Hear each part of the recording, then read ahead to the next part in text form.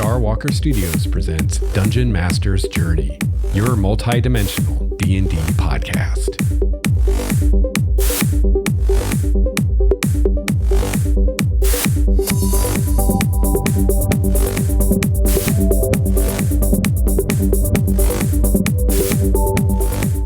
Hello, fellow gamer. Welcome to episode 280 of Dungeon Master's Journey. I'm your host, Lex Starwalker. On this show, we discuss the craft and the art of dungeon mastering. I've been running RPGs for over 28 years now, and I produce this show in the hopes that you can benefit from my experience, my triumphs, and my mistakes. So today I am coming back at you. It's the end of June when I'm recording this. Hopefully it will still be the end of June when you're listening to this. Hopefully it won't take me too long to produce and edit it. It's been about 2 months since I put out the last episode. And I hope everyone's doing well. I hope everyone's healthy and safe. It's a crazy time we live in right now, and honestly, I don't want to go into it because I have a lot I could say, and I don't want to open that Pandora's box because then that's all I'll talk about for an hour. So I will just suffice to say that I hope everyone is well and healthy and taking care of themselves and the people around them. I hope you're wearing your masks and doing your social distancing. And if you're someone that believes you shouldn't be doing that, please, for the sake of the rest of us, go educate yourself. And at least here in the United States, and I know in some other places in the world, there's a lot of unrest as we struggle to deal finally, hopefully, with our systemic racism. So hopefully real change is happening and will stick and continue to happen. And I just want for all my non-white, non-male listeners out there, I just want to know I'm with you, all of you. And I was just telling my wife last night, I don't know in my life, I don't think I've ever stood by while someone was treated improperly, whether because of their gender or their race or their sexual preference.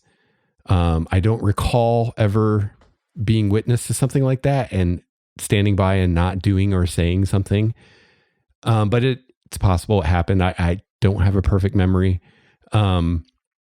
But I have made it a commitment for myself that from this day forward, that will never happen. I will never stand there and watch someone being treated or talked to inappropriately without, at the very least, giving the offending person a piece of my mind if there's nothing more I can do. And I think that's important for all of us. It's easy to blame people in power, but we all have choices we make every day, and those choices matter, and make the right choices. And so that's all I'm going to say about that. Because that's not what you came here for. You came here to talk about D&D, to talk about dungeon mastering, game mastering, running games, playing games. And that's what we're going to talk about for the rest of the show. I promise. But I do feel the need to at least acknowledge the elephant in the room and not pretend that it doesn't exist, because we all know it does. And also to let everyone know where I stand, because I think in this time, I mean, it's always been important, but I think now people are finally understanding that it's important to let everyone around you know where you stand, and to, stand with people who are less fortunate and maybe need our help. So, so I have kind of an interesting topic today. As I said, it's been a couple months since I put out an episode. I've heard from some of you, a few of you, and thank you to everyone I've heard from in whatever way you've gotten a hold of me. I really appreciate feedback and communication from listeners. And I'll tell you quite honestly, the very reason this episode exists, the very reason I'm recording this today, the very reason you're listening to this right now is because I've gotten some very nice emails from people, either just expressing appreciation of the show or giving me ideas of things to talk about. And enough of that happened that I felt like I needed to do another episode. I haven't decided to end the show. I've always felt that if or when I decided to do that, I would do a finale episode and let everybody know that I was ending the show and not just kind of leave people hanging. So I have not made that decision, but I have gotten to a point where I don't know if you could tell from the content, but for the past, I don't know how long, year or so, I've been struggling a bit with the show, struggling to come up with topics or things to talk about. Honestly, that's why I've spent so much time discussing the DMG and before that the Player's Handbook, because it gave me something to talk about and gave me kind of a plan and a strategy where each week I knew what to do. Because as I've said on here a few times, I feel like I've said everything I can think of to say about game mastering at this point. And so often when someone does ask me a question or suggest a topic, I respond with something like, oh, I talked about that in episode XYZ. It's so rare that something comes up that I haven't actually talked about, usually numerous times. So, if you have an opinion on that, let me know. If you feel like it's okay to retread old ground, if you think it's okay to do episodes on topics that I discussed years ago, let me know. As far as how to let me know, you can always shoot me an email at dungeonmastersjourney@gmail.com. Another great way to give feedback, especially if it's relevant to the show or to a specific episode, would be to leave a comment on my website on the show notes for the particular episode. I realized recently that I never suggest that to people. I always suggest tweeting at me or joining the Discord or the MeWe or emailing me. And I should really be asking people more to comment on the website because, the more traffic I get to the website, the better for the show. So yeah, and also it'd be a lot easier to find those comments when I'm ready to do an episode than trying to find something someone told me on Twitter. Like Twitter's probably the worst thing. I mean, it's great if you want to just say hi or shoot the shit or whatever. But if you have an actual like feedback for the show or a suggestion for an episode or something like that, it'd be much better to leave a comment on the website or shoot me an email because then I can find it when I'm writing an episode. So yeah, let me know. I tend to think I shouldn't make episodes about topics I've covered before, but maybe I'm wrong. Because ultimately, right or wrong is decided by you all and what you want to hear. And if people want to hear stuff I talked about 3 years ago or a year ago or whatever again, then I can do that. And it would definitely make things easier. But anyway, I'm sorry, I'm going off on tangents today. I have been in this place where for a long, long time, I did my best to put out an episode every week. I did that for years, hundreds of episodes. And as I've gotten less and less feedback and as it's become more and more difficult to find new things to talk about, I've now found myself in this place where I don't want to do that anymore. For, I don't know, last year or so, I worked really hard to put out as many episodes as I can. And I feel like I put out some episodes that weren't my best episodes just because I was trying to put something out. So I think it would be better to wait till I actually have something to say and then make an episode. So I guess what I'm saying is no promises that there'll be episodes coming out every week. Which you've probably already figured that out because like I said, it's been 2 months since the last episode. But on the other hand, I'm not done with this. So if you're someone who enjoys the show and you're unhappy when there aren't new episodes, or you would prefer more episodes, the best thing you can do is give me some feedback, ask me a question, give me a topic to talk about on the show. Again, do so on the website or shoot me an email. Another great way, of course, is to become a patron and support the show monetarily. That's a huge help. But those are the two things you can do. And, I'll just be honest, when I get an email from someone, whether it's a question or a comment on an episode or just someone saying, hey, I love the show, it motivates me to make more episodes. And when I get a new patron or a donation on the website, I just got a donation on the website the other day. That motivates me as well, because I feel like, you guys are stepping up to help support what I'm doing, and the least I can do is give you some new content. So speaking of that, I want to give a shout out and a thank you to Michael for your donation on the website. I really appreciate it. And, that's something else I don't mention maybe as much as I should.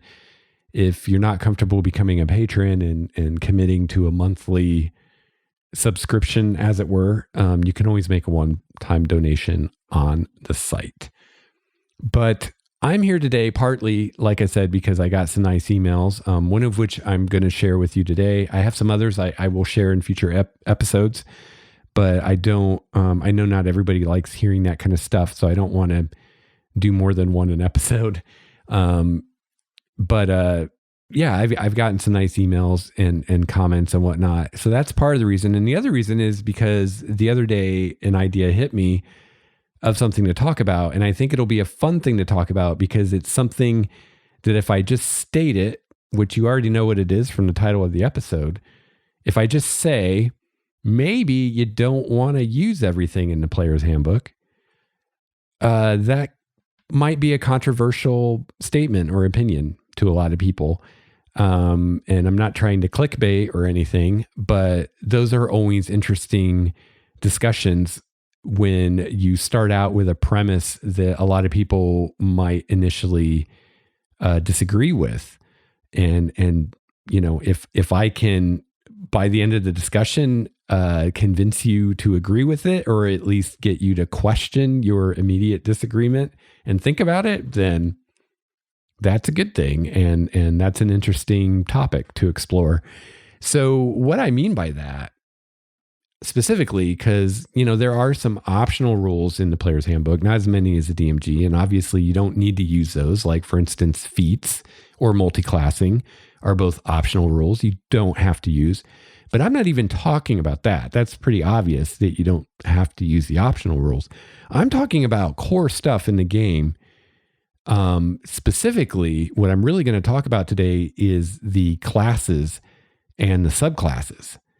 But also to some degree, the races, or what we should really call species, are another one. And the main reason I'm not going to talk so much about that today is because, one, I've already talked about that a lot. In a lot of my world building episodes, I talked about a lot about player character species or races, if you have to use that antiquated term, and how deciding what species players can have characters as does a lot to define your setting. So we're getting a new to D&D setting coming out in July, Theros, which is a Magic the Gathering setting, which is my favorite Magic the Gathering setting. I'm really excited about it.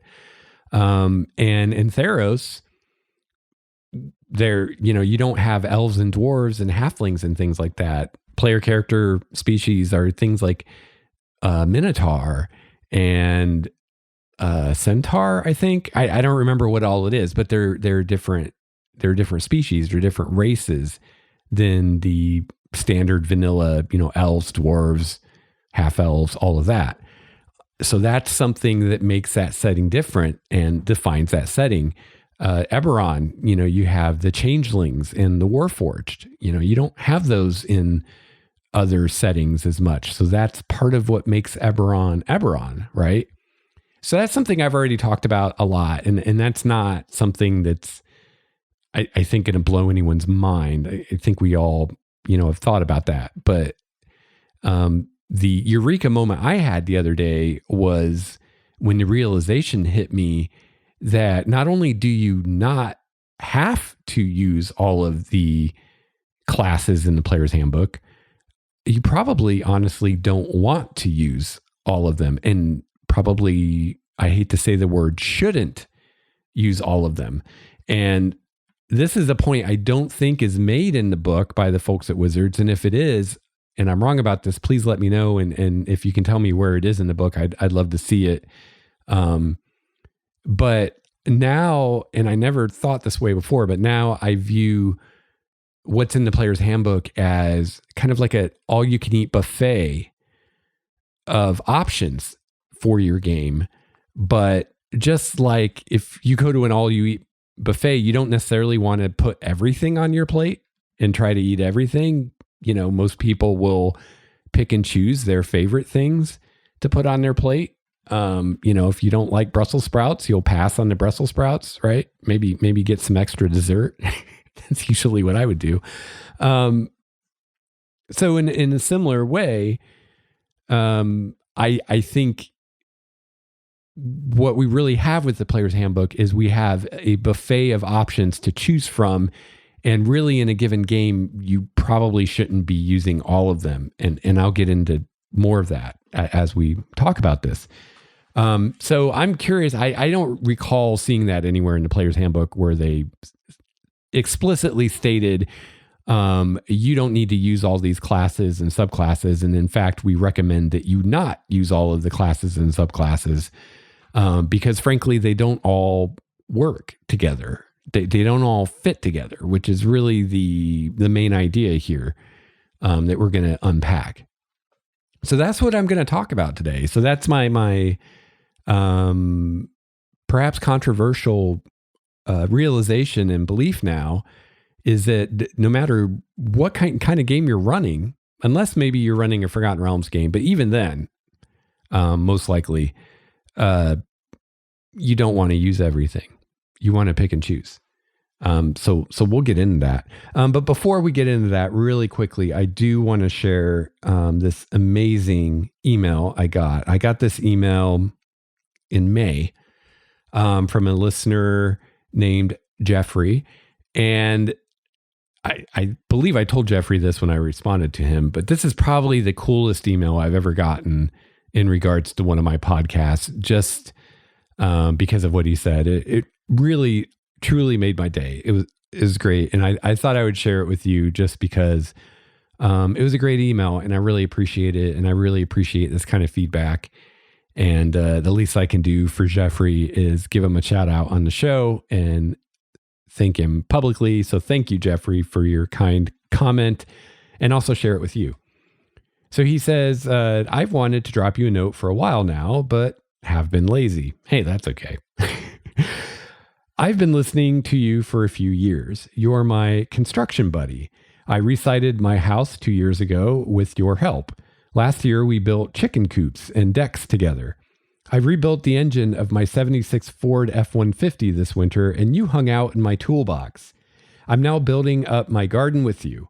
Thanks for coming alongside me and offering DM advice the whole time.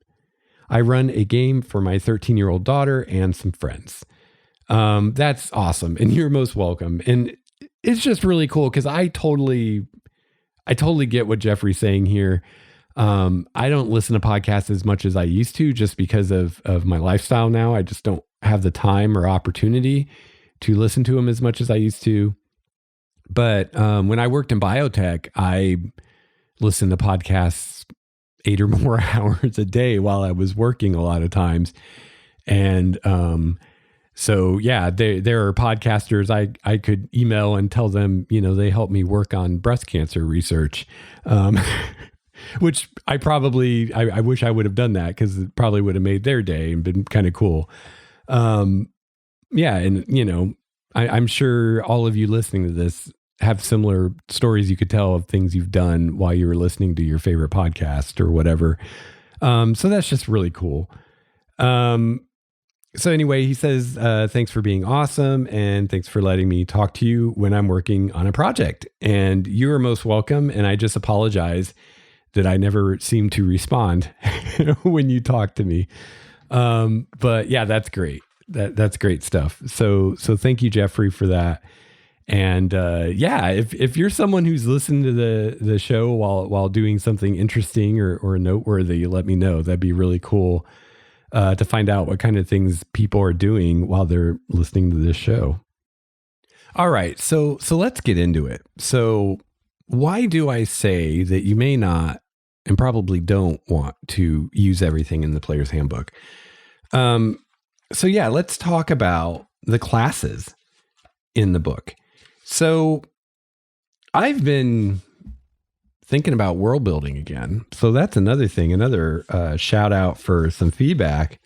If you were a fan of the world building episodes when I used to do those, and you'd like to hear more of that kind of thing, let me know, because I've been thinking a lot about my world of Primordia lately, thinking about changes I want to make and things I want to do with it. And so yeah, I could easily do some episodes about what I'm thinking about and what I'm doing as far as world building. So if you're interested in that, let me know. Leave a comment in the show notes at starwalkerstudios.com or shoot me an email, dungeonmastersjourney@gmail.com. So that's actually what led to this kind of realization, this kind of eureka moment for me, as I was thinking about my world of Primordia, and without going too much into it, there are some pretty major changes I want to make to the world and just kind of how it's set up, based on running in the world, running a few campaigns in it now, and just kind of my experiences with it, new ideas. Some of the ideas I had, although I think they were really cool from a conceptual standpoint, from just a, wow, that's a cool idea standpoint, from an actual gameplay experience at the table standpoint, and from a creating adventures using this setting standpoint, I found some of them to, at least to me, be problematic. And instead of just making wide sweeping changes or retconning things or rebooting the setting or something like that, I didn't want to do that because I haven't even been running in it that long. And I thought it would be way more fun and cool, especially for the players, if instead I figured out ways to make the changes I want to make, but have it be things that actually happen in the world itself.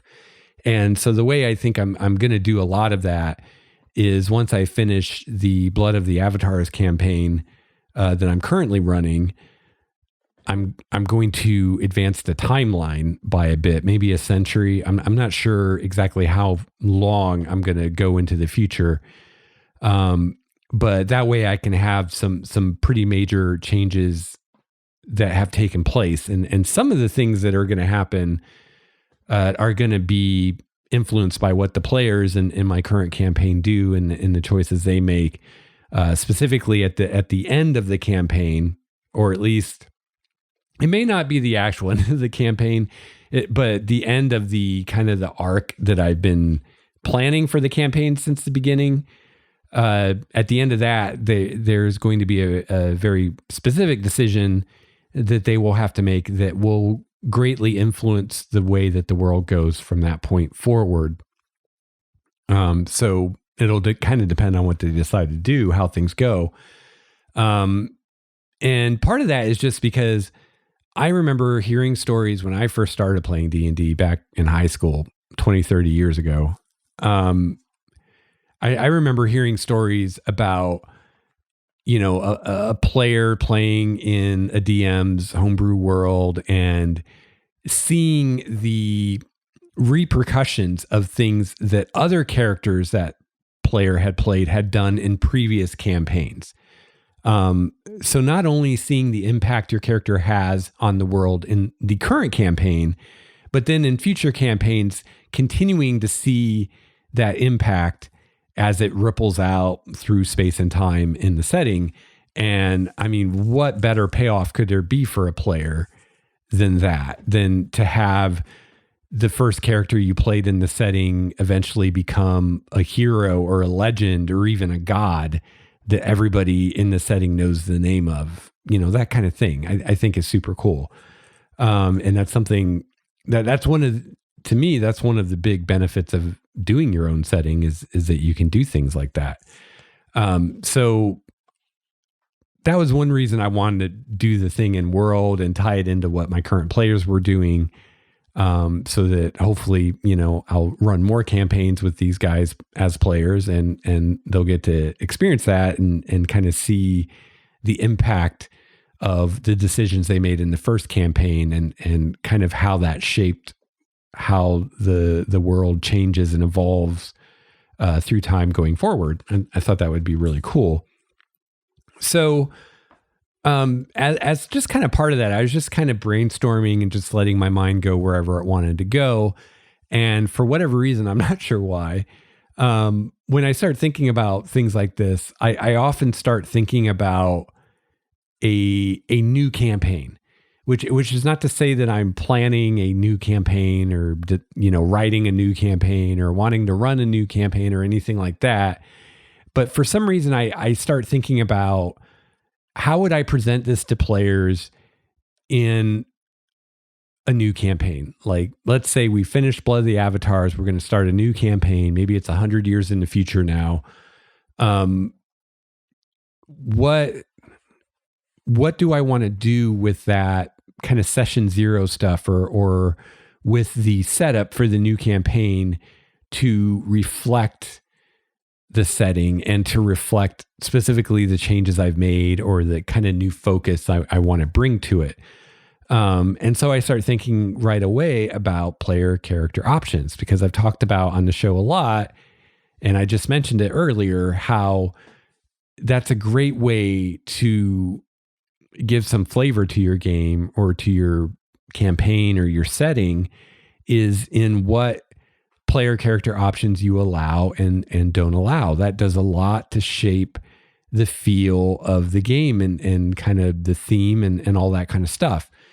And luckily now, 5th edition has been around long enough. We have so many options to choose from. Even if you don't get into the Unearthed Arcana stuff, the playtest stuff, we have everything in the player's handbook. There's lots more player character options in Xanathar's guide. And then there's also been new options here and there and other books that they put out in adventures and things like that. So, if you pull everything together, there are way more options for races and sub-races and classes and subclasses than you're ever going to need for a given game or a given adventure. And there definitely is such a thing as giving players too many options. Believe me, I've done it before. If you make everything available to them, some players will be fine with it, but some players will get analysis paralysis, and you give them 50 classes to choose from or subclasses, and they don't know which one to pick, or it takes them forever to decide. So there is, I think, such a thing as having too many options, which is a new opinion of mine. For a long time, I thought the more options I could give players, the better. And that was the end of it. Having 20 classes to choose from is better than 10, and having 30 is better than 20. So it's kind of a new opinion of mine that actually isn't the case. There does come a point of diminishing returns where you're not really adding anything. You're just adding more stuff, but you're not really adding meaning, if that makes sense. So I guess that would be one thing to ask yourself when you're thinking about what options you do want to allow in a given adventure or campaign is what does this add? What does this bring to the table? And is that something I want, or does it even bring anything to the table? I mean, that's a problem with a lot of the Unearthed Arcana stuff. Is a lot of it's like, well, is this really bringing something new and unique to the table, or is it just a very slightly different spin on something we already have, which is often the case. And at which point you're adding complexity with no real upside. So why do that to yourself or to your players? So yeah, I guess I'm kind of beating around the bush, aren't I? I should just go into it. I thought about how to organize this, and I decided what I'm going to do is I think this is one of those things that's just best to explain through an example. So I'm going to kind of walk you through what I'm thinking for Primordia, or at least for the next campaign I run in Primordia. I don't retcon. I try to avoid that at all costs. So I'm not going to go to my current players and say, hey, your class is no longer allowed or something like that. We're going to finish the campaign. I'm going to advance the timeline a bit. And then, we'll start a new campaign and that's when I'll make changes. And these are changes that are going to happen in the world. And again, it's not a thing of I'm not using this class because I don't like it. Like there has to be a better reason. Well, there isn't necessarily, because there is one class I'm thinking of that it kind of came down to just I don't like it. But even that class, which is the Druid,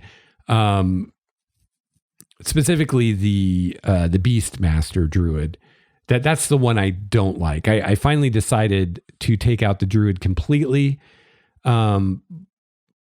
But the other reasons were that it just doesn't fit. But the Beastmaster, I just don't like it. It also doesn't fit, but I just don't like it mechanically as a class to DM for. So all of this comes from a setting perspective and a story perspective. So this isn't a thing of I'm taking the player's handbook and ripping pages out and saying, I'm never going to allow a druid in any of my games ever again. No, that's not what I'm doing. I am thinking about a specific campaign in a specific time period in a specific setting. And that's what I suggest you do. This isn't a thing of blanket statements of, these are my canon classes for D&D for all my games. Now, if you run all your games in the same setting, the same time period, then maybe you can do that. But if you're someone like me where every campaign's a little different, maybe a different setting, maybe a different whatever, then you might revisit this with each campaign and decide what works for this campaign. So for instance, to go back to the Druid, since I already brought it up, I'm not saying there aren't Druids in Primordia. There most certainly are. I just don't think for this campaign I'm thinking about, at least, I don't think they work as a player character class. They're maybe Druid NPCs or NPCs that are the equivalent of Druids, because I don't use player character classes for NPCs. But for various reasons, it doesn't work as a player character class for me for this specific campaign. Again, it's a specific campaign. I'm not saying Druids suck or you shouldn't play Druids or you shouldn't let people play Druids. That's not what I'm saying. I'm saying for my setting, for this time period, for this campaign, Druids aren't going to work for player characters. And I'll get into that, but I want to have some structure to this or I'll get totally lost. So what I decided to do is I'm just going to go through the player's handbook, class by class in order, and talk about what I'm using, what I'm not using, and some of the reasons why. All right. So first up, B is for Barbarian. So Barbarian is going to be the first class we're going to talk about today. And again, I know I keep saying this, but I just want to make it crystal clear. I am using this as an example to illustrate my point. My point here is that your game that you're running or thinking about running, you want to do this, I think. I think you want to go through the player's handbook and any other sources you're going to use and decide which classes work for your campaign and which don't, and then let your players know that before they make their characters. Because I think the assumption a lot of us make, and this has definitely been the case for me, is that everything in the player's handbook is fair game. And I need to do as much as I can to keep that so. And if you've listened to my world building episodes or you go back and check them out, when I talked about player character races, I debated this a lot because I don't like gnomes. I've never liked gnomes. I feel like between dwarves and halflings, gnomes are redundant. Pick two of those three and have them in your world. But if you have all three, there's redundancy there. And what's the point? And for me, the gnomes are the most redundant. I mean, honestly, I'm not a huge fan of halflings either, but so many people are such huge fans of the Lord of the Rings that I feel like I have to have halflings. Or honestly, I would have cut out gnomes and halflings back then. But if you listen to those discussions, that was a big thing that I mentioned over and over again is I want to be really careful removing things from the player's handbook because I think the players should be able to assume that everything in the player's handbook is fair game. But I've completely changed my mind on that. I've done a 180 and I think that should not be assumption. I think most of us, maybe all of us make that assumption, but that should not be the assumption. We should look at this again as like a buffet of options and we're going to pick and choose not just the ones we like the most, but the ones that fit what we're wanting to do the best. And especially if there's anything that just flat out doesn't fit, or you foresee it causing problems for one reason or another, then don't allow it. So we'll revisit these as I discuss these, but there's reasons you might do this. A class might not work because it doesn't fit the setting. A class might not work because a member of that class doesn't make sense that they would be an adventurer or that they would be involved in this specific adventure. A class might not work because it will lead to a type of character that you don't want to run for whatever reason. Maybe it's like the Beastmaster Druid for me personally, where I find a lot of summoning happening and even the wild shape stuff to be far more of a pain in the ass than it's worth mechanically. I mean, if you listen to the Sage Advice segments from the Dragon Talk podcast, how many of those discussions revolve around wild shape and all the wrenches that wild shape throws into the game and all these rules they've had to come up with just to deal with wild shape. And you have to wonder why someone didn't just say, hey, wouldn't it just be easier to just get rid of wild shape? Which I'm sure someone did, but that was one of their legacy darlings that they felt they had to keep to, keep all the old D&D players buying books, I guess. But maybe to the detriment of the game. I don't know. So that might be a reason you just don't like the mechanics or how they work, or you don't like how they slow down gameplay. Or like I said, it might lead to a kind of character you don't want. Like maybe you don't want someone playing an assassin in your heroic adventure, because why on earth would an evil assassin, because how could you be anything other than evil if you're an assassin? You kill people for money. How does that fit in a heroic story as one of the heroes? How does that character fit in the group? Now, if you want to tell a story where one of the main characters ends up being an antagonist and ends up working against the other characters and ends up being a villain, and the players are on board for that, and that's what you want to do, then the assassin might be great. But unless that's what you want to do, aren't you just kind of setting yourself up to fail if you're wanting to tell a traditional heroic tale of heroes doing good and confronting danger and overwhelming odds to help the little people? An assassin doesn't fit into that at all. So why give a player a bomb that they can set off in the middle of your campaign? It'd be a lot easier just to say, hey guys, no assassins this time. It's just not going to work. So that's a reason that you might. Cultural reasons, and this is what we're going to get into here with the barbarian. Some of these classes reflect very specific cultures or reflect very specific subgenres of fantasy. And unless that's what you're doing, it may not fit. All right. So those are some general things. We may get some more teased out as we go through this. So we start out with the barbarian. And the barbarian is one where from, at least my next campaign in Primordia, it's not going to be an option for player characters. The reason is my next campaign, I don't like really have a full campaign planned or anything like that. But basically in a nutshell, kind of my working title for it, which I'm sure won't be the title, but it's the working title, is The Last City. And the idea of the campaign is I'm really going to double down on my city of Elandria. And this is going to be in a time period where it's the last city. It's the last one. The rest are all gone. There's just one city left in the world, or maybe there's just one people know about. But for all intents and purposes, there's just one city left in the world. And the idea of that campaign is everybody's from the city because there's nowhere else they could be from. Everyone's a citizen of the city and they go have adventures, whatever. So, well, right away, it's obvious why barbarian doesn't work with that, right? Barbarians aren't citizens of cities. Barbarians are members of nomadic tribes, right?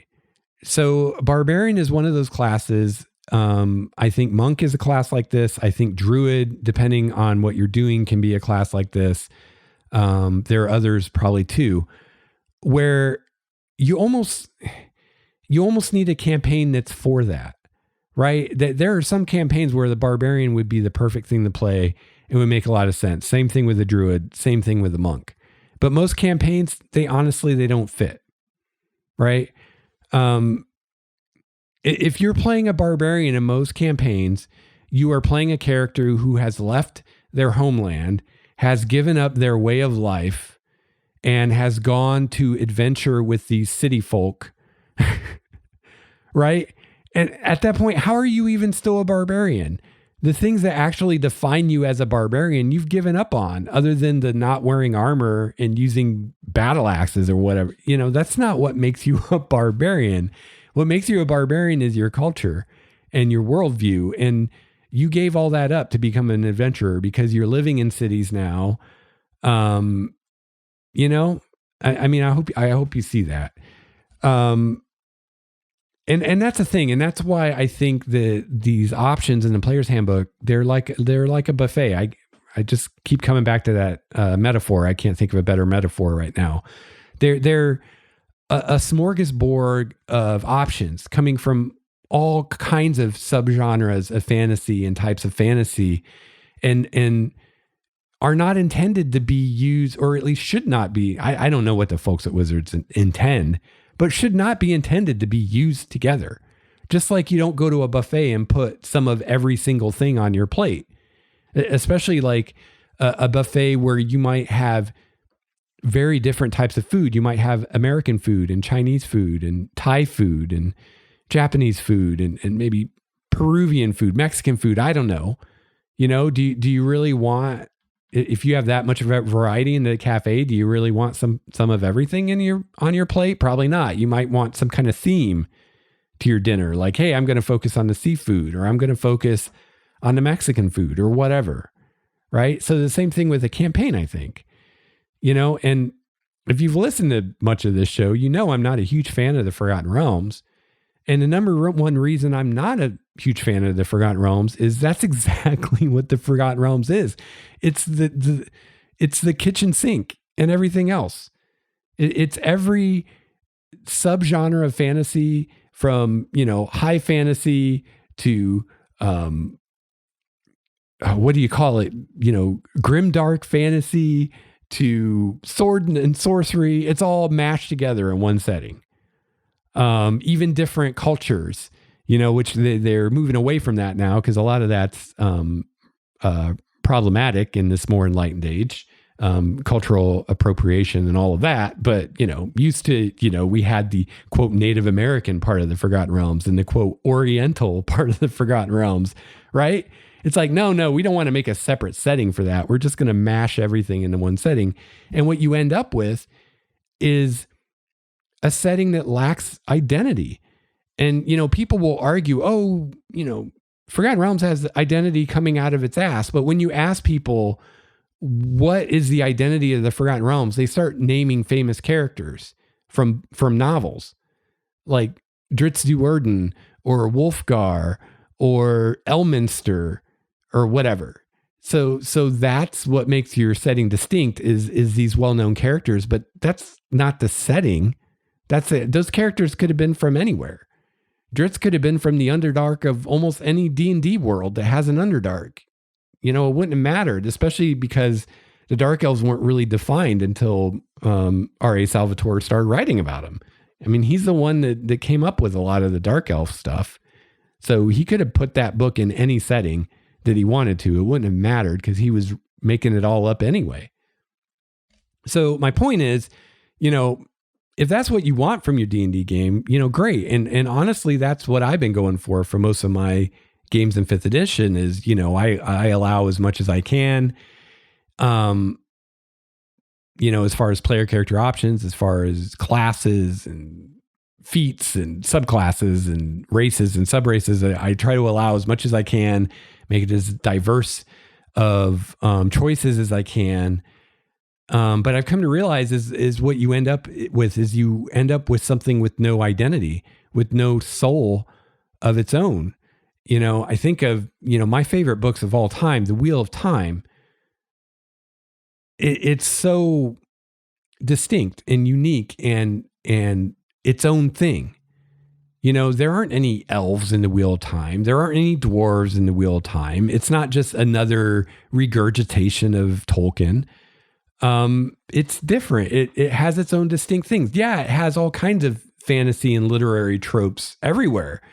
We've got King Arthur. We've got Excalibur. We've got, the Sauron kind of character. Like we have a lot of those tropes and whatnot, but we don't have everything. It's not like the Forgotten Realms where it's like, no, anything that's ever been done in fantasy has to exist here. No, it's not. There's a lot of things from fantasy. I already mentioned some that don't exist there. There are sci-fi elements in the Wheel of Time that you normally don't find in fantasy. And that's part of what makes it unique. That's part of why I love it. That's part of why I'm reading the books again for at least the 6th or 7th time that I've read the entire thing.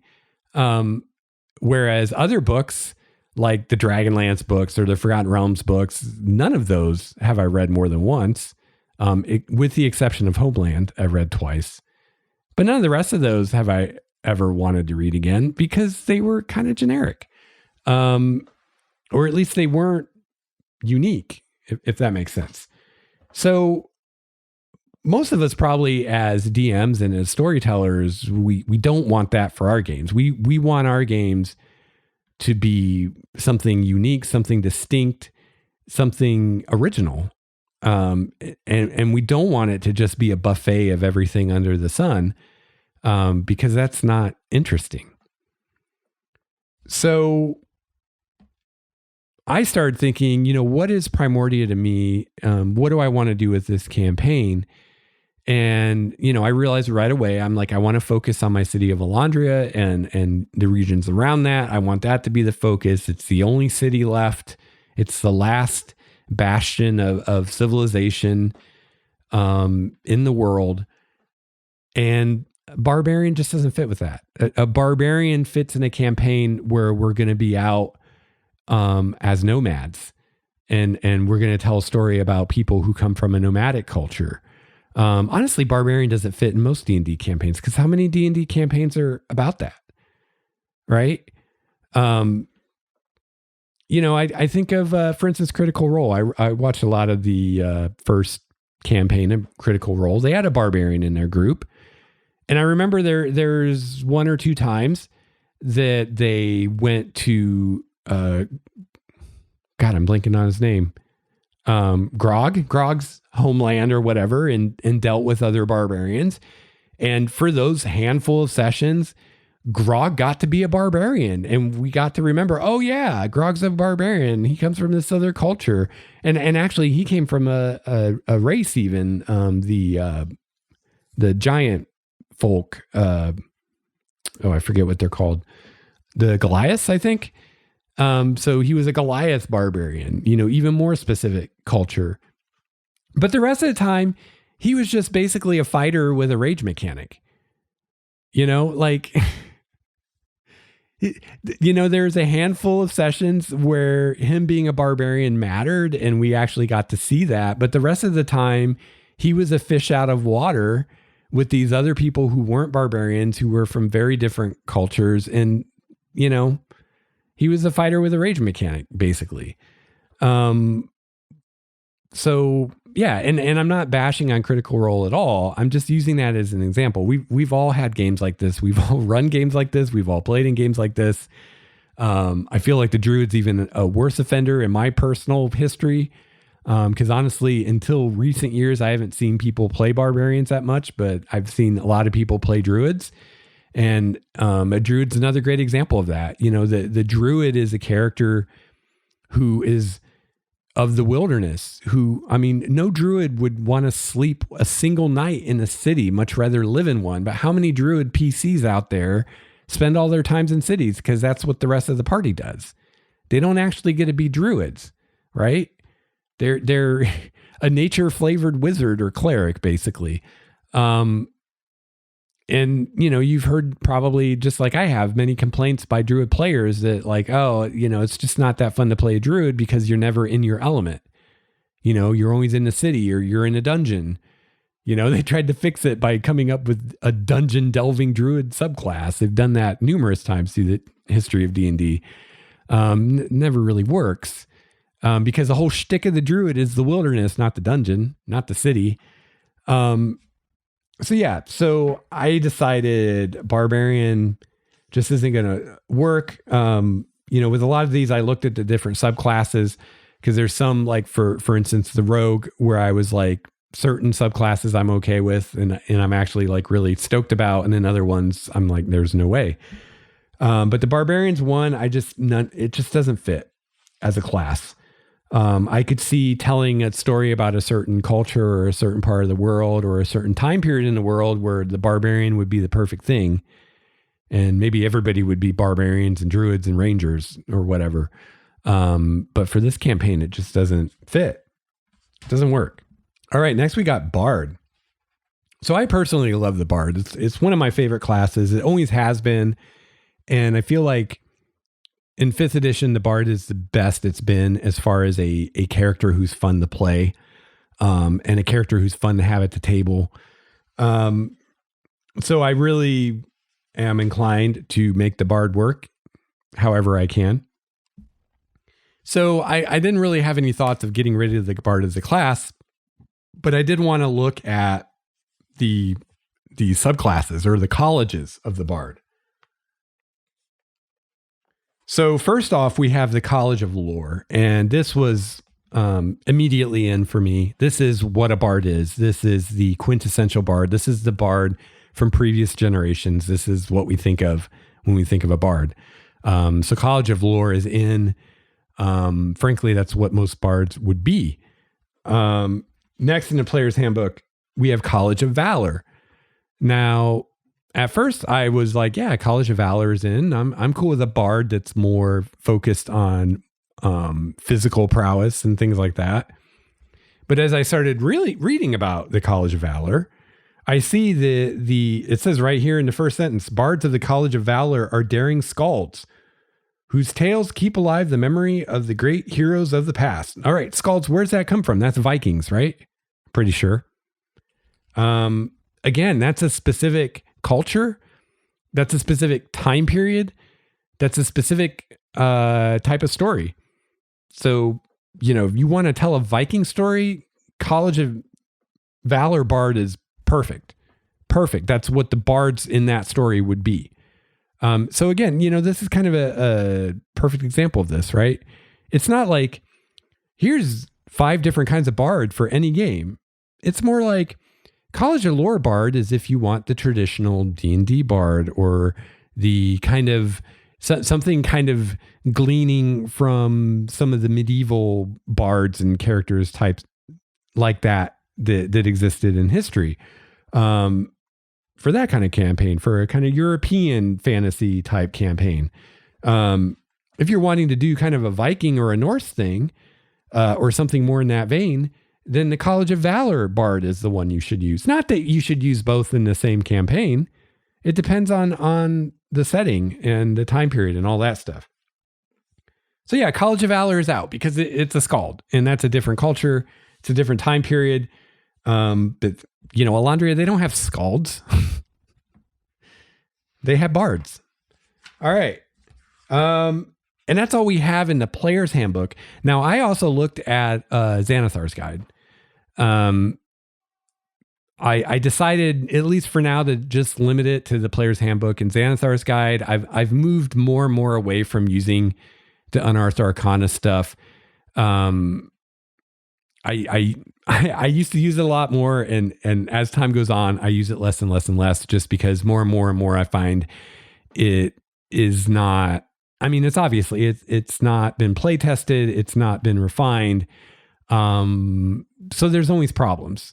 And I do enough homebrewing. I have enough things to worry about with the stuff I homebrew and making all that work. I'm not going to work on Wizards homebrewed stuff or other people's homebrewed stuff.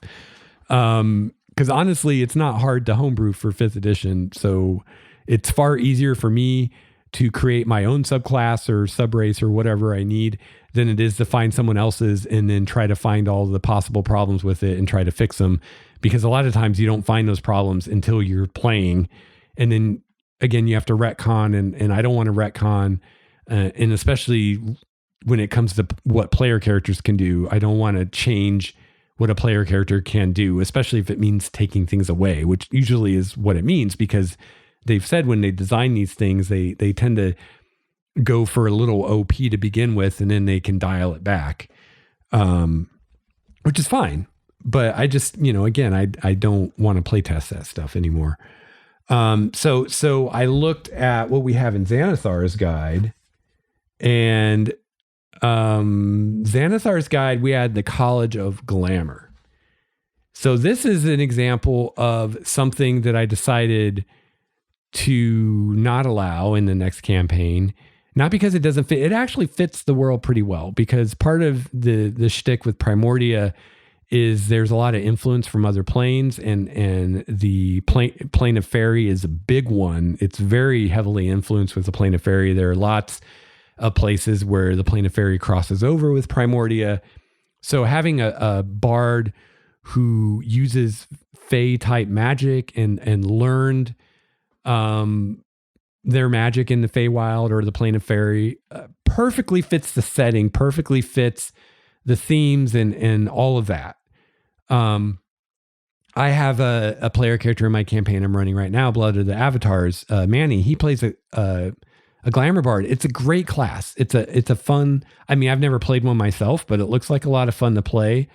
It's a lot of fun at the table. It's the ultimate social class. It's all about charming magic and kind of mind control and making people like you, which is just kind of doubling down on part of what a bard is good at to begin with. And it's a great class. I don't think it's overpowered. It can seem that way. There's definitely been encounters in my game, and if you listen to our actual play, you've heard some of them, where something that was supposed to be a challenging combat encounter turned out to be a face walk because the Glamour Bard threw a couple spells and NPCs failed their saving throws and there was no fighting at all. I'm okay with that once in a while. Now, if every single encounter is diffused like that, then that will get really old really fast. But if it's something that happens occasionally, that's awesome. That's the game as working as it intended. That's the class working as intended. So all that said, I enjoy Manny's character. I enjoy the class, but it is a bit much sometimes. And I'm very, very lucky that Manny is playing the character. First of all my players are awesome. there's not one of them I'd worry about playing a Glamour Bard, but there are definitely people I've played with in the past that I would not want to have access to the Glamour Bard. It can definitely be abused. And not just so much in the character's overpowered kind of way, because honestly, when it comes to that kind of stuff, that charm stuff, I mean, really the only power they have is what you as the DM give them, right? Because all of those abilities, any kind of charm spell or anything like that, there's loads of room for interpretation there. When you read what the spells explicitly say you can do, actually what they say you can do is pretty limited. And a lot of the overpoweredness of those kinds of things don't come from what the spell actually says it can do or what the ability says it can do. It comes with how the DM interprets that. So you can interpret that in a way that leads to a very overpowered character, or you cannot. You can also interpret it in a way that leads to a character that's completely ineffective and is frustrating for the player to play, which obviously you don't want to do that. I think the best place is somewhere in the middle, which is what I try to do. So you can check out the actual play to see what you think of how well I manage that or not. But ultimately, that power is given to the player by the DM. So I'm not even concerned about that because it's completely within my control. It's more how to even say it. It's not the mechanical power of it. It's the more, I guess, the narrative power of it. It's the way that it could be abused, not to make encounters too easy, not to avoid fights, but to basically have one character that solves the problems for the whole group all by themselves all the time. Because that's how a Glamour Bard could easily go. If you had a player who did not care about the other player's experience at the table, who was not awesome like my player Manny is, and is very judicious in how he uses his power in the game. If you had a player that just tried to get as much out of it as they could end up really annoying the other players and really stealing thunder from the other players a lot. Because a lot of things in the game are social. And if you have a character that can dominate socially, they can dominate, I'd say probably 80-90% of the stuff you deal with in D&D. Occasionally you fight things that have no intelligence and can't be reasoned with and can't be charmed or whatnot. But most things can be. And if you have a player character that's what they're built around and they're really good at it, then they can just take over. So, in future campaigns, I'm happy saying that it's not allowed. And also partly because I'm assuming that my next campaign, it will be for the most part the same players. And, I know, well, I shouldn't say I know. I assume Manny won't want to play a Glamour Bard again. Been there, done that, right? And I also feel fairly safe in assuming that none of the other players would want to do it either, just because, well, that was Manny's character and I don't want to do the exact same thing that Manny just did, especially because he does it so well.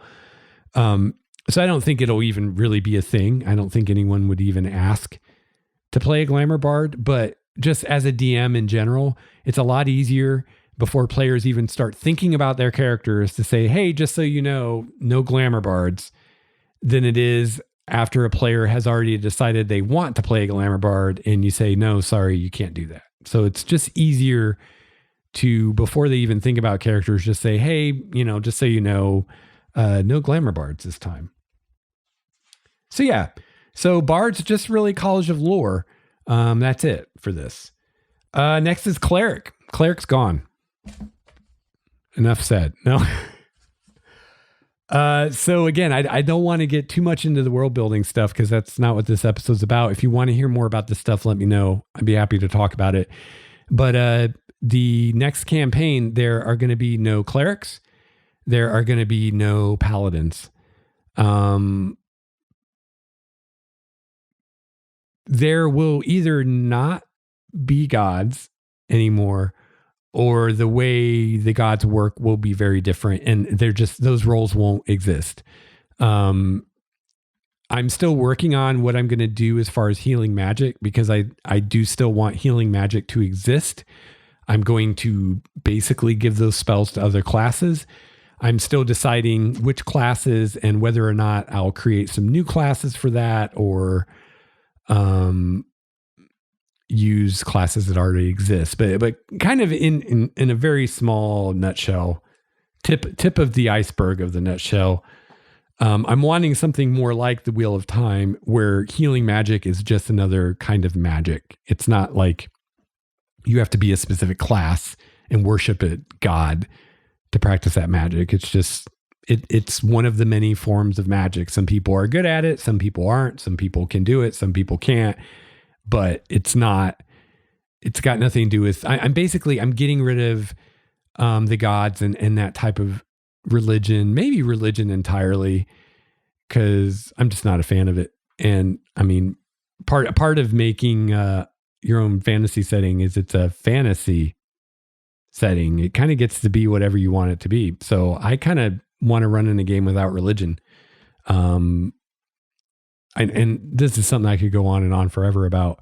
I feel like the cleric's always been kind of shoehorned into this game. I don't really think it fits.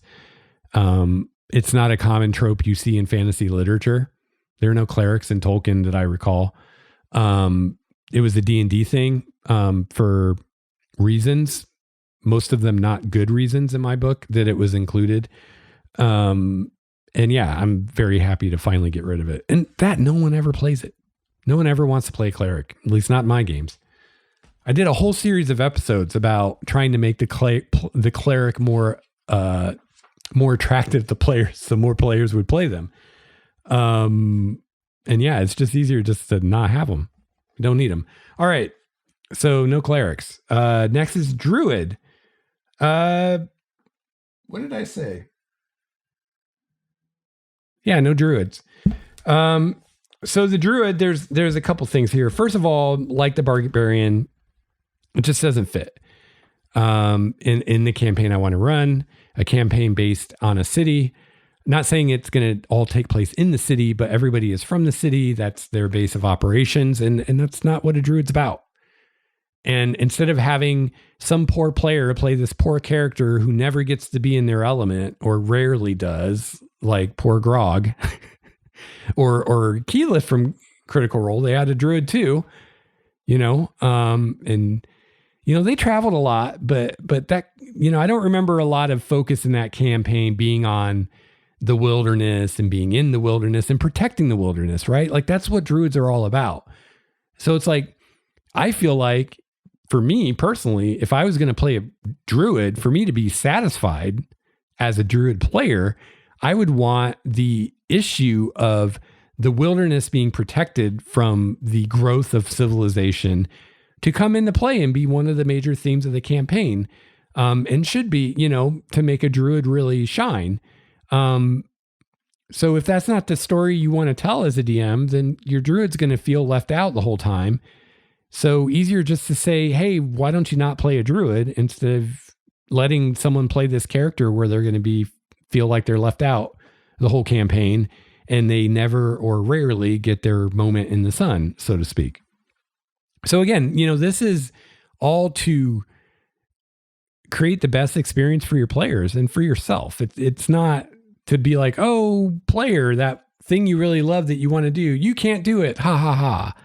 That's not the point. No, it's so that they pick something that fits what you're wanting to do really well, so that it will be enjoyable for them, instead of picking something that doesn't fit at all. And you're constantly annoyed because they're playing this character that doesn't fit at all. And they're constantly annoyed because they're playing a character that doesn't fit at all. It's like you can just avoid all those problems from the very beginning, from ground zero, by just not having it. The other thing is the wild shape is really complicated and really a mechanical just can of worms. As is, some of the summoning stuff, depending how you run combats and what kind of combats you're doing and what the druid player does with it, can really bring your game to a screeching halt. And, I've run for a few players who played druids in 5th edition, and this has always come up.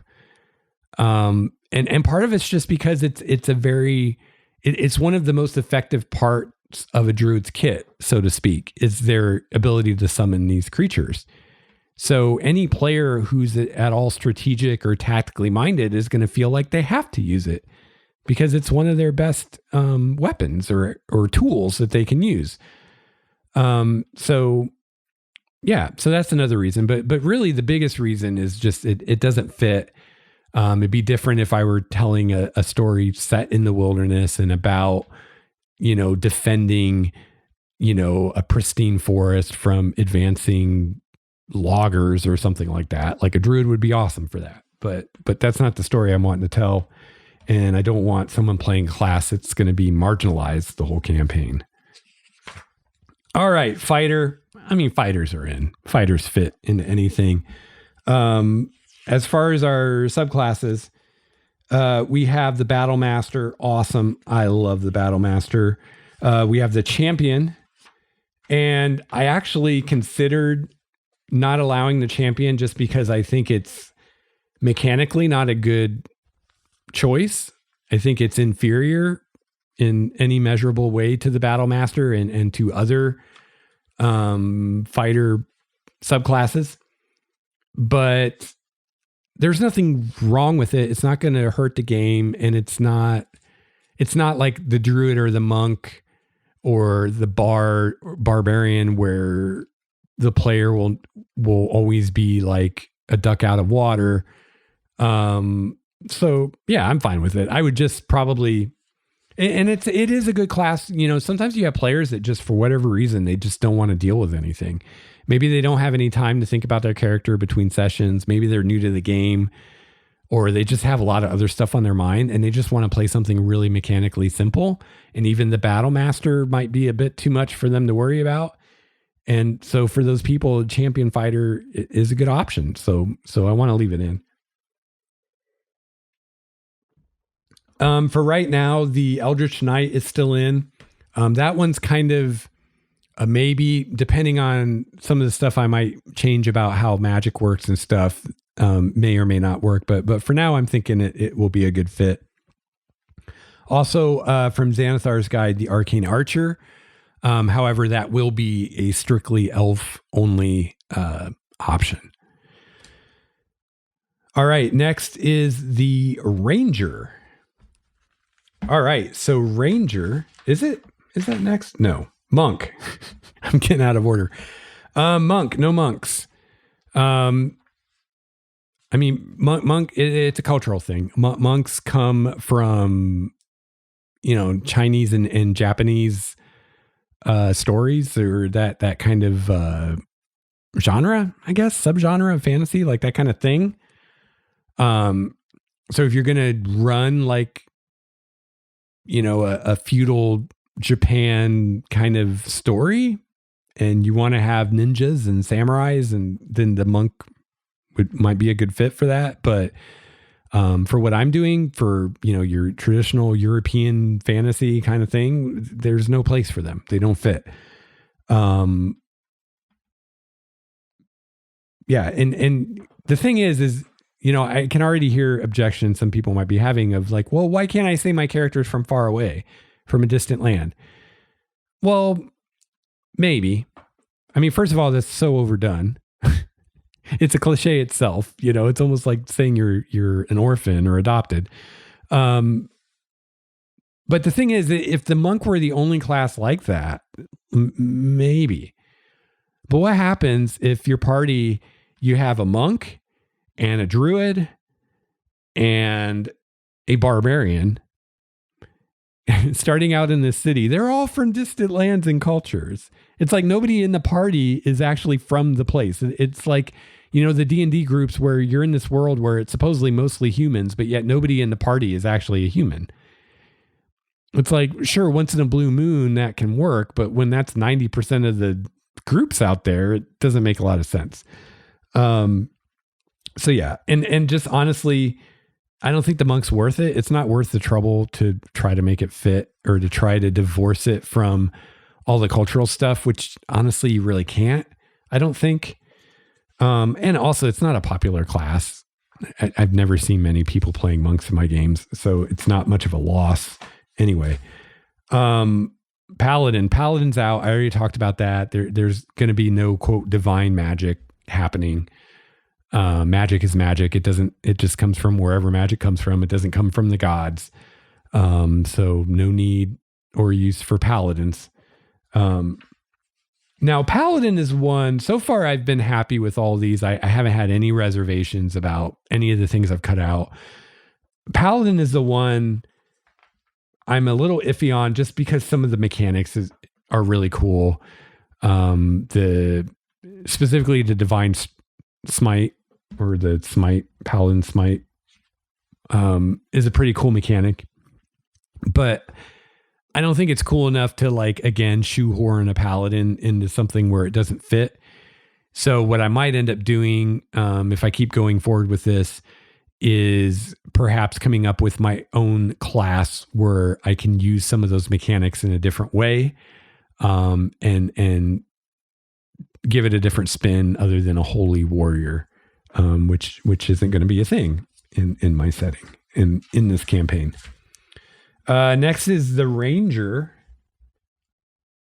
Now, the Ranger, you might think I'd cut that out for the same reasons as I would the Monk and the Barbarian, and maybe I should. I mean, you could definitely make that argument that they're more about the wilderness, but to me, the Ranger has always seemed more the person who has a foot in two worlds. The Druid is all about nature. They have no interest in civilization. They don't go into cities. They would never spend the night in a city. They'd much rather go sleep in the wilderness. Barbarians, kind of the same thing. They come from a culture where they live in nomadic camps. They probably wouldn't have the aversion to a city that a Druid would have to that degree, but they still wouldn't be comfortable in one, and that wouldn't be their chosen environment. But I always kind of saw a Ranger as, again, someone who's got their foot in both worlds. It's yes, they're comfortable in the wilderness, but they can also navigate society and civilization with a level of proficiency and comfort that the Barbarian and the Druid cannot. They're kind of almost the ambassadors between the civilization and wilderness. And especially for this campaign I'm thinking about the last city of Elandria, Rangers would have a very important role in the city as scouts and people that go out into the wilds around the city and keep tabs on what's going on and things like that. So I think Rangers fit great. Definitely the Hunt Ranger, what's it called? The Hunter archetype is a great class. No Beastmasters though. Kind of two reasons for that. The first, well, I guess it's really just one reason. One reason is the class just kind of sucks. The mechanics are not good. And there is a revised Ranger in the Unearthed Arcana that I've let people use in the past, but I think it is a little overpowered and honestly still isn't great. It's better than the Beastmaster in the book, but it's still not great. And, has all the problems with, Unearthed Arcana stuff not being play tested, not being refined and all that. So yeah. And the whole animal companion thing, again, if I were running a wilderness campaign, that would make more sense. But when the campaign's going to be based in a city, it doesn't make sense that the Ranger would bring his tiger or whatever it is into the city. I mean, obviously that wouldn't happen. And yet it happens in so many D&D games because the DMs don't want to take the Ranger's companion away, even though there's no way the officials of the city would let a wild animal in the city, no matter how well it was trained, especially one that's not in a cage. So yeah, it doesn't make any sense. And again, mechanically, it's just not there. I want to eliminate options that are not good options, that are hidden traps, so to speak, where a player is going to get into this class and be like, wow, my character kind of sucks compared to everybody else. And Beastmaster is definitely one of those things.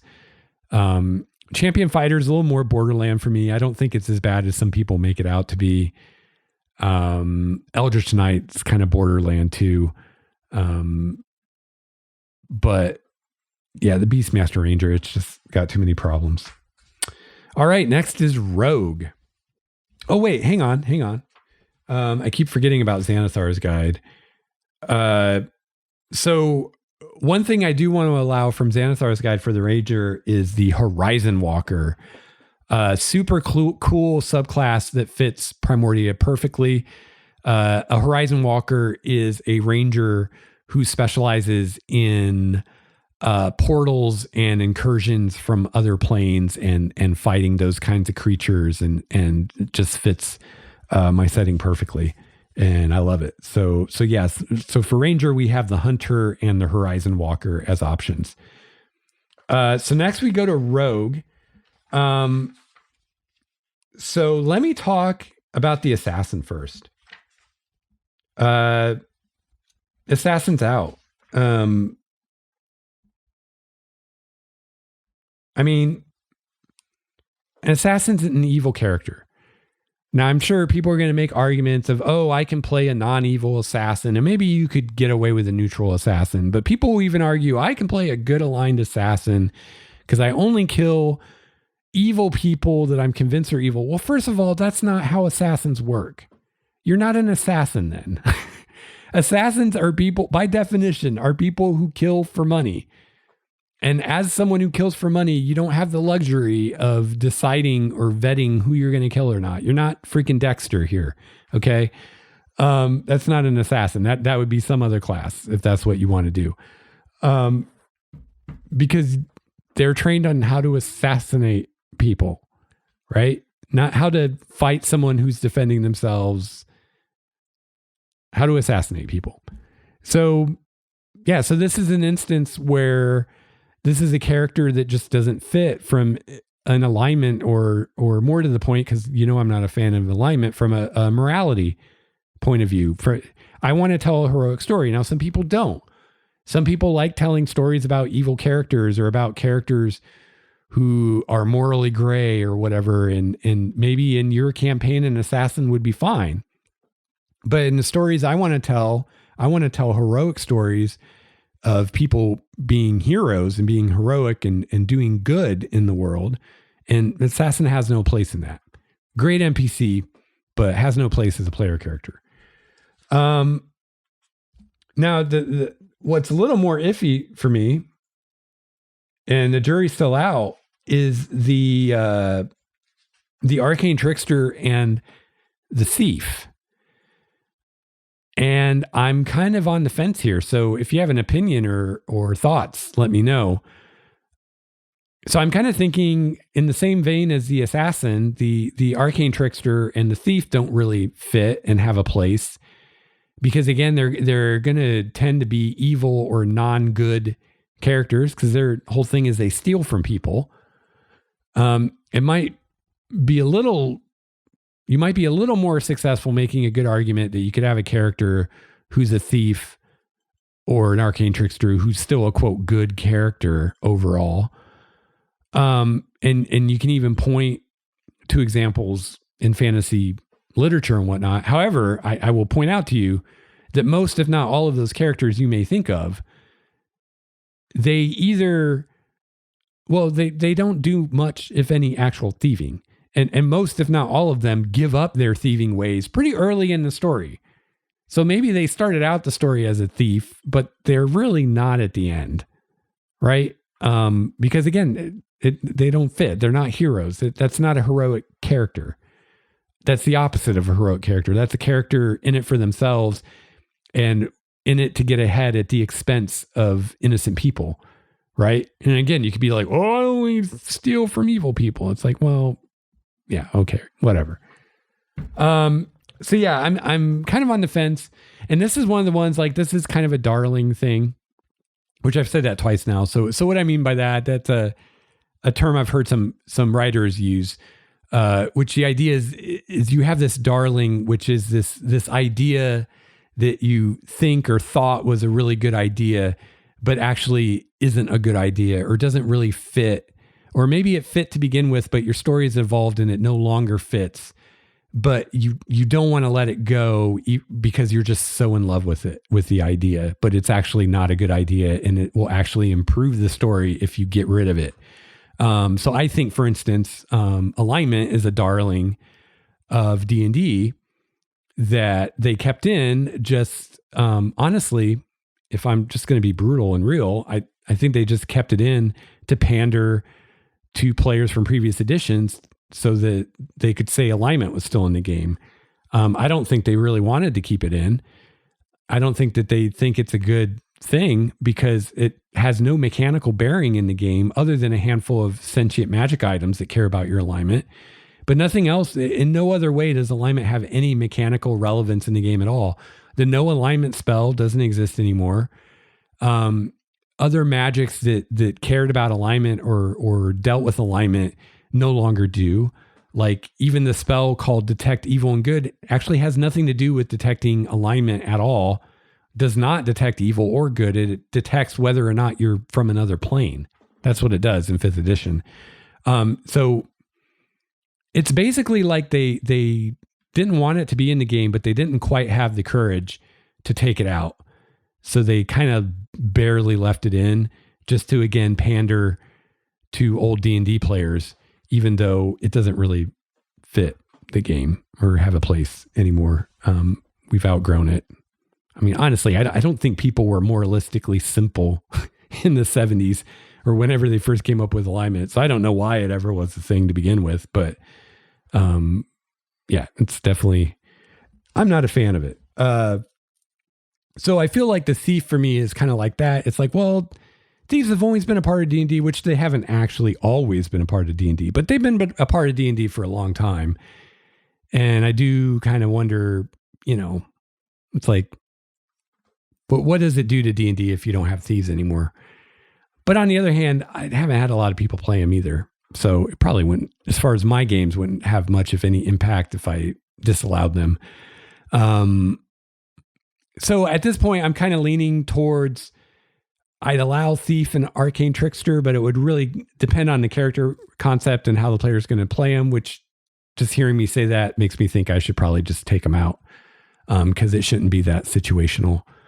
That's a problem class right there, right? It's like you can play a thief, but you can't play a thief the way you would naturally assume you would play a thief because it's not going to fit the group dynamic. You can't actually be stealing people and be non-good. Then why play a thief? So again, that's another class that'd be great for a certain campaign where everybody's thieves or everybody's on the wrong side of the law. But for a lot of campaigns and for my campaign, probably doesn't fit. So actually right now I'm just going to do it. I got my little list here. I'm drawing a line through the thief and the Arcane Trickster. Because basically the Arcane Trickster is just a thief who also uses magic. So it's like if one doesn't work, the other one doesn't either. There are a couple other options for the thief that I really do like. So I guess I've actually, at this point, eliminated all of the options from the Player's Handbook.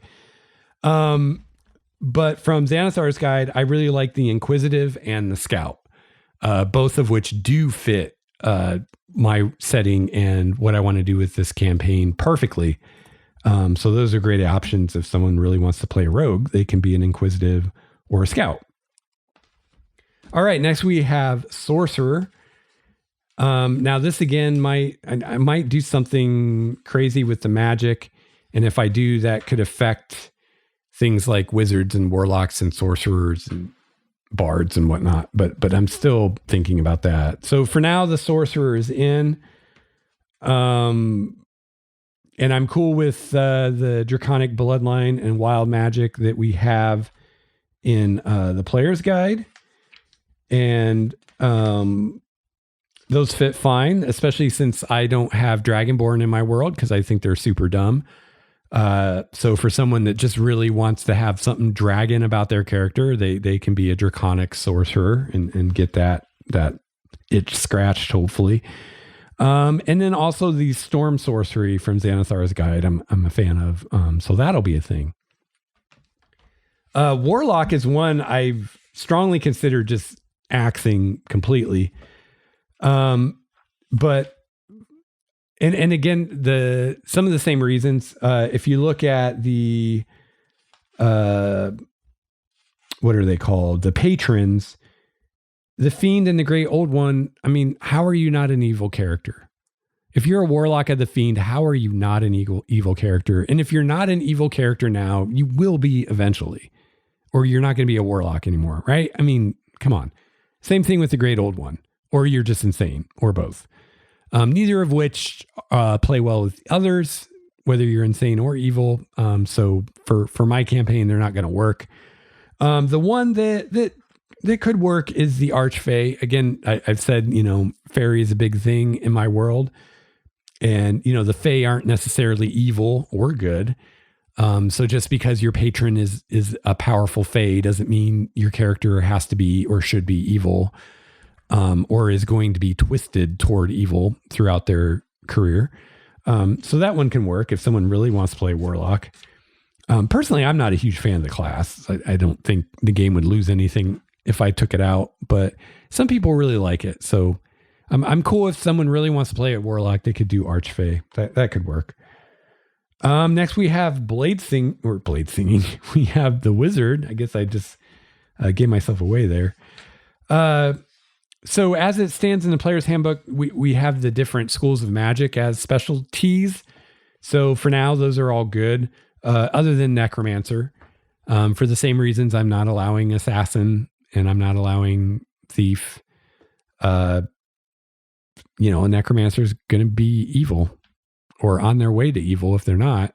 And yeah, they're necromancy in any kind of civilized place would be illegal. You wouldn't be able to practice it, so yeah, it'd just be a headache. So why deal with headaches?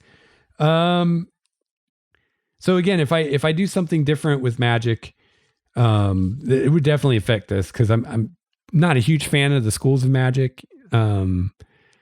So I'd like to reconceptualize magic. I'd like to get away from the Vancian stuff, which is the spell slots and all that. I'd like to have a more freeform magic system. Yeah, something like in the Wheel of Time role-playing game. I keep bringing back the Wheel of Time, but they had a really cool magic system. And honestly, the only reason I don't just use that one, because I love it, is because I would have to redo all the spells to make them fit the other system, and that would be a ton of work. So that's really the only reason I'm not just like, I'm just going to use the Wheel of Time magic system because it's awesome. So that's a system based on 5 elements: air, earth, fire, water, and spirit, as opposed to magic schools. So if I went that way, then the subclasses of wizard might be focuses on those different elements. But again, I would have to go through every spell and decide which of the elements each of the spells use. And a lot of that would be very subjective, which means it would be difficult and time consuming. So yeah, I'm not in a huge hurry to do that. And then we have the Blade Singer from Xanathar's Guide, which again would be an elf only thing. So yeah, so I took out the Barbarian completely, took out the Cleric completely, took out the Druid Monk and Paladin completely. Bard, I got rid of the College of Valor. Fighter, I kept everything in a player's handbook and added the Arcane Archer from Xanathar's Guide. Ranger, I got rid of the Beastmaster, but I added the Horizon Walker from Xanathar's Guide. Rogue, I got rid of everything in the player's handbook. The Thief, Arcane Trickster, and Assassin.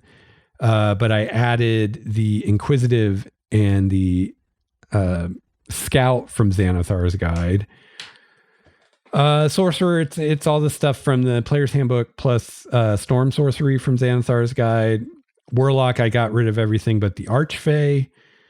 Wizards pretty much as is, with adding the blade singing from Xanathar's guide. Yeah. So yeah, kind of just to summarize all this as far as the reasons. So it seems like my reasons kind of fell into a few categories. Some of these classes I removed because they were based on a specific culture or a specific time period or a specific subgenre of fantasy that doesn't fit what I'm wanting to do. I forgot to mention the barbarian is sword and sorcery fantasy, which I'm doing high fantasy, so it doesn't really fit in that way. So some of them, I kind of feel like all those are kind of the same thing. It was either from a specific culture or a specific time period or a specific genre of fantasy that just doesn't fit the time period, culture, and genre of fantasy that I'm doing. Some of them were removed because they led to characters that wouldn't fit in the group, mostly for moral reasons, because it would lead to, quote, evil characters or non-good characters or characters who would not be heroes, who would not be part of a heroic group trying to save the day. So that's things like your assassin and some of your warlocks and some of your other rogue stuff. And then some I removed just because the mechanics weren't there. Like your Beastmaster Ranger, or the, what was the other one? Felt like there was another one that I said I took out because I didn't like the mechanics. But Beastmaster Ranger is a big one. It's just not an effective character. It doesn't hold up with the other characters. It's not equal to the other characters in potential. And then the final reason, well, no, I guess that's it. I guess I was going to say the fourth thing is, as far as the reason to remove something, is because I think it would lead to a less than great experience for the player. But I guess that's kind of what all three of the other ones are about. That's kind of summarizing everything. So, if you're playing a character that doesn't fit the genre or the culture or the time period of the rest of the campaign and the rest of the characters, you're not going to be as satisfied because your character doesn't fit. Or like, for instance, with a druid, you may not get a chance to use some of your cool abilities because you're never out in the wilderness or whatever. If your character doesn't fit the group because your character is evil and everybody else is heroes, or your character is just non-heroic or not someone that would be an adventurer, that's not going to be super satisfying for you in the long term. And if you're playing a class like the Beastmaster that just mechanically doesn't measure up to the other classes, if you at all care about the performance of your character or how good your character is at their job, you're not going to be super satisfied with that either. So that's it. So, again, I'm not trying to say that this is what you should do, that you should follow my list and not use these classes I'm not using. Not at all. With the exception maybe of the Beastmaster Ranger, there's nothing necessarily wrong with any of these classes. They just don't fit into every game. And I think you could say that for almost every class, if not every class in the game, that it's not going to fit in every game. It's not going to fit in every campaign, nor should it, nor should you try to make it fit.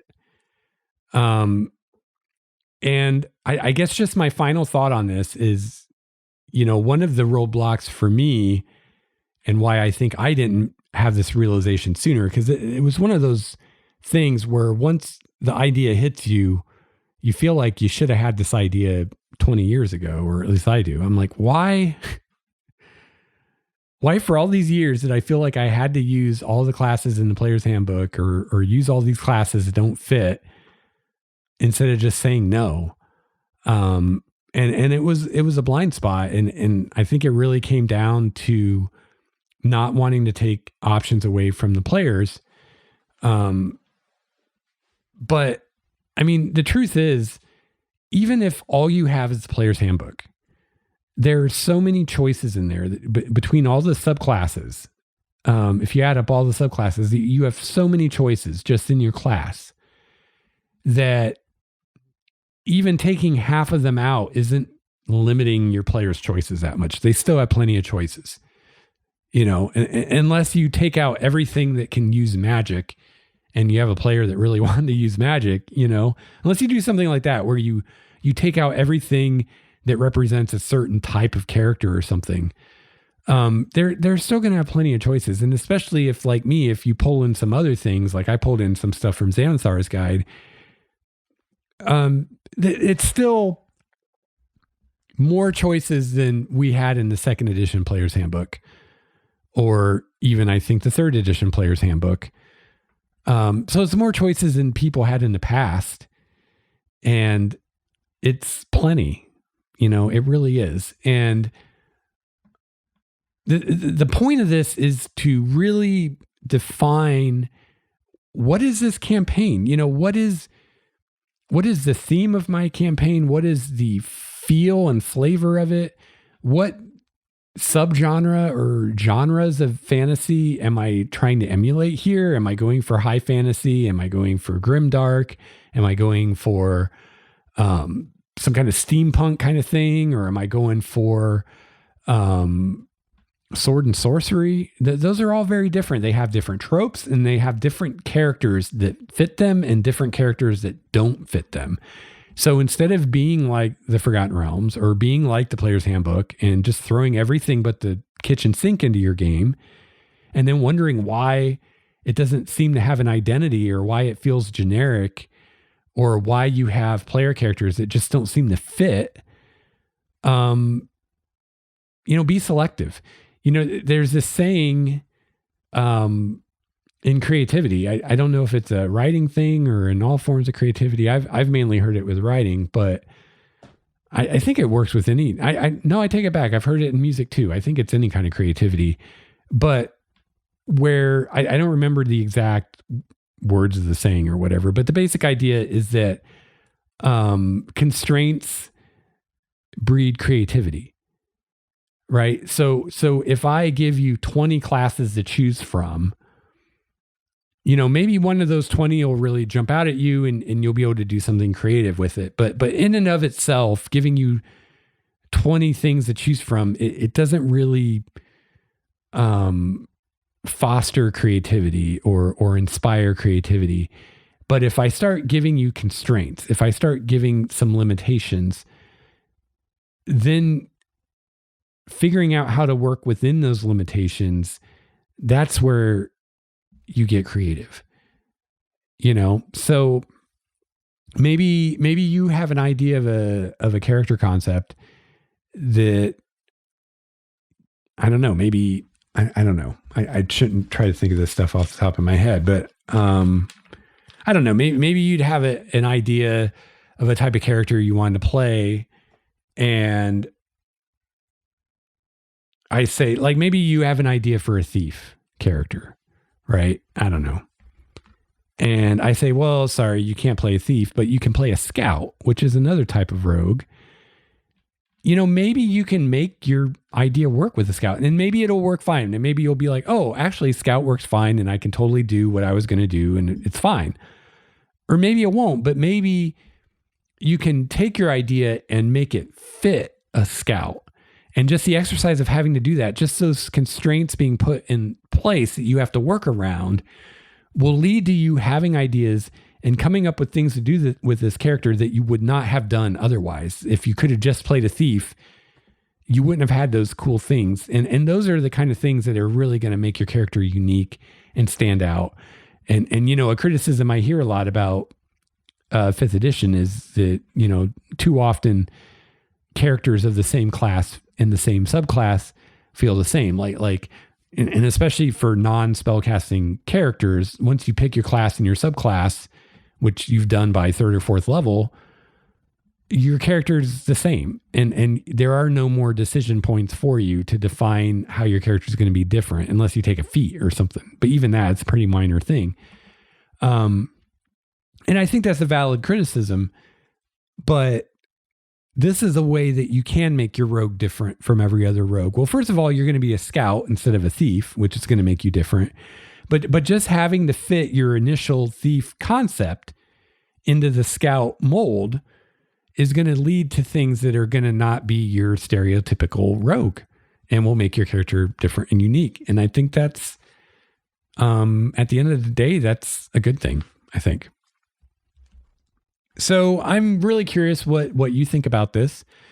And I'm happy to hear both perspectives, whichever perspective you have, or if you can come at it from both perspectives, whether as a DM or a player. I'd really like to hear what you think about all this as a DM or as a player. As a player, how would you feel if the DM did what I just did and crossed out a bunch of stuff from the player's handbook and said, yeah, these are options for this campaign? How'd you feel about that? Do you think it'd be a big deal or not? Or do you think that as long as the DM left enough there that you could find something that you'd be excited to play that fit within those constraints? With, the knowledge that your character is actually going to fit. You don't have that risk of playing a character who doesn't really fit what's going on, doesn't fit the story, doesn't fit the setting, doesn't fit the group. And because of that, rarely gets to shine because they're playing a druid and you're always in the city or whatever the case may be. So yeah, what do you think? What are your thoughts? And as a DM, do you already do this? And am I stating something that's obvious to you? And you're like, well, duh, Lex, where have you been?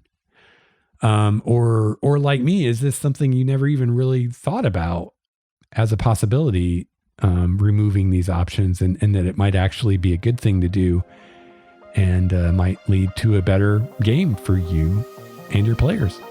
Let me know what you think.